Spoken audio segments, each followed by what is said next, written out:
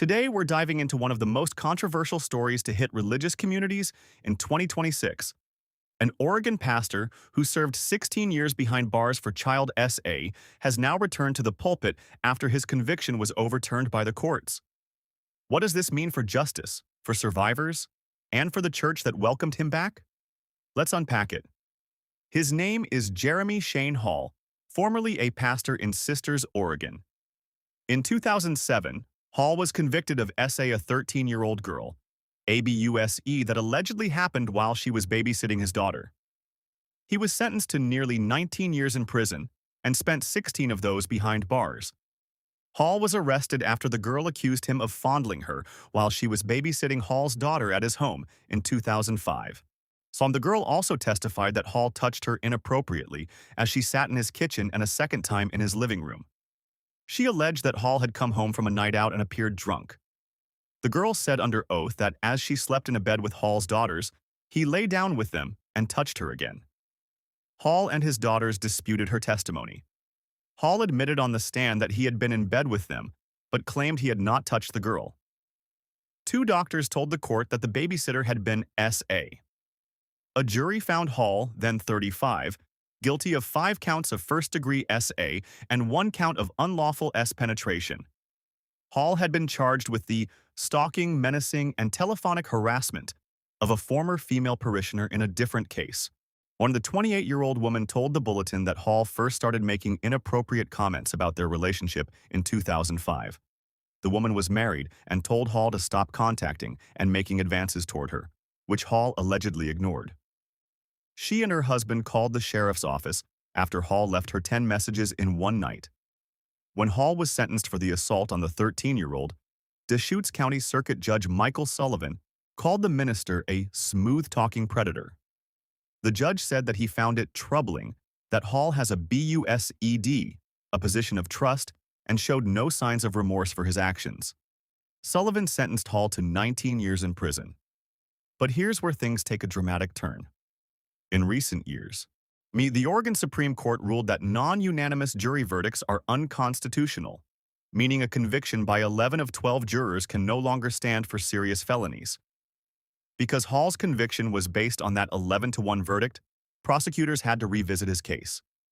The district attorney ultimately dropped the case, saying evidence had grown stale and witnesses were hard to locate after almost 20 years. Hall was released from prison in 2023, with nearly 3 years left on his original sentence. After his release, Hall moved roughly 200 miles away to eastern Oregon, to Hermiston, where he took up a new pastoral role at Echo Community Church in Echo, Oregon.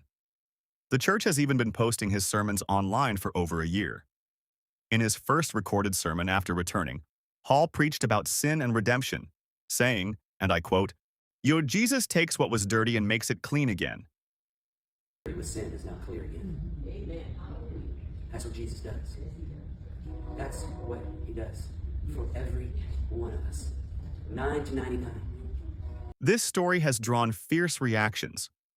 On one side, some see it as a vindication of due process, that if a conviction falls under constitutional scrutiny, the individual deserves relief.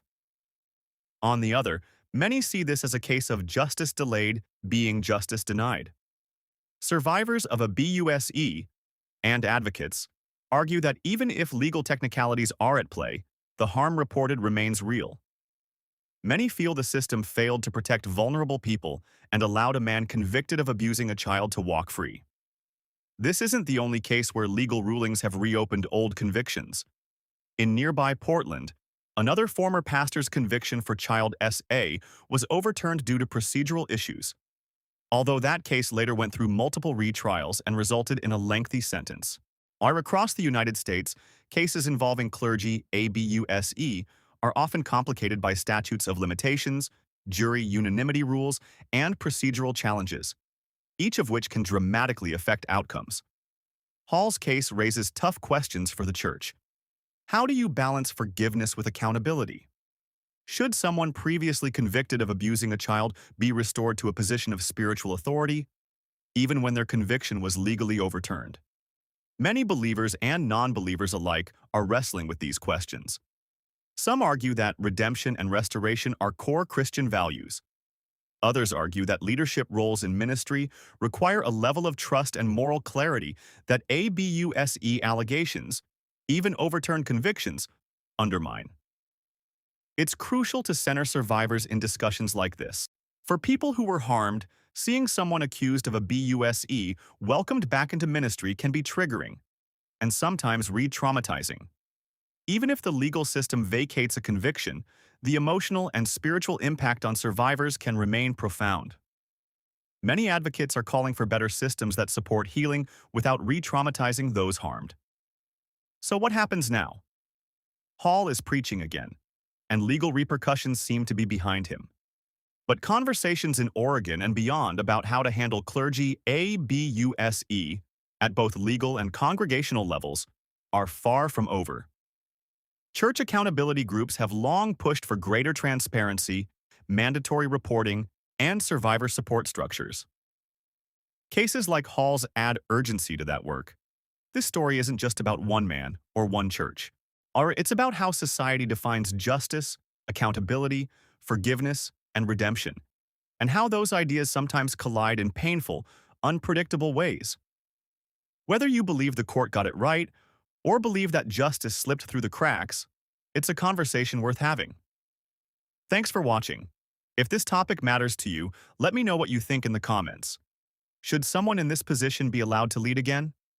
Don't forget to like, subscribe, and share if you want more videos diving deep into faith, justice, and the intersection of both.